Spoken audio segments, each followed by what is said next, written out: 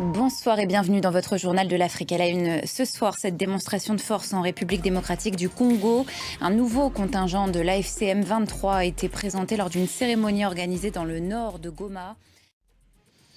On commence ce journal avec ces images qui ont fait le tour des réseaux sociaux en RD Congo, celle de 7000 hommes en tenue militaire, présentée par le groupe AFC M23 près de Goma, une démonstration de force qui ravive la crainte d'une nouvelle escalade des violences dans l'est du pays. En Guinée, c'est une étape importante pour le retour à l'ordre constitutionnel. Ce dimanche, près de 7 millions d'électeurs sont appelés à se prononcer sur la nouvelle constitution. Il s'agit du tout premier scrutin organisé par les autorités de transition.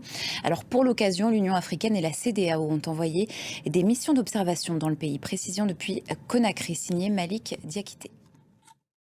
On s'arrête maintenant sur ce bras de fer diplomatique inédit entre le Mali et l'Algérie. Bamako a officiellement saisi la Cour internationale de justice contre Alger, accusée d'avoir abattu l'un de ses drones, une requête qualifiée de grossière par l'Algérie qui rejette ces accusations.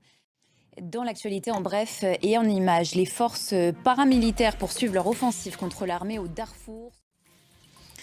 Elle a imposé le cauchemar de la guerre à Gaza sur grand écran. La réalisatrice tunisienne Kauter Benania, primée à la Mostra de Venise pour son film La voix de Hind Rajab, l'histoire vraie d'une petite fille palestinienne tuée par l'armée israélienne à Gaza après des heures à attendre les secours. Un film choc sorti en salle le 17 septembre dernier en Tunisie. Lilia Blaise et Hamdi Tlili ont pris le pouls du public. Regardez. On vous propose maintenant une rencontre avec l'un des visages incontournables de la scène culturelle afro de Montréal au Canada, expert des industries créatives africaines, créateur d'ambiance selon ses propres mots. Il a organisé les concerts, il a co-organisé les concerts des plus grands de Burna Boy à Dadju en passant par Maître Gims. Le Togolais John Kevin Lawson est notre invité ce soir.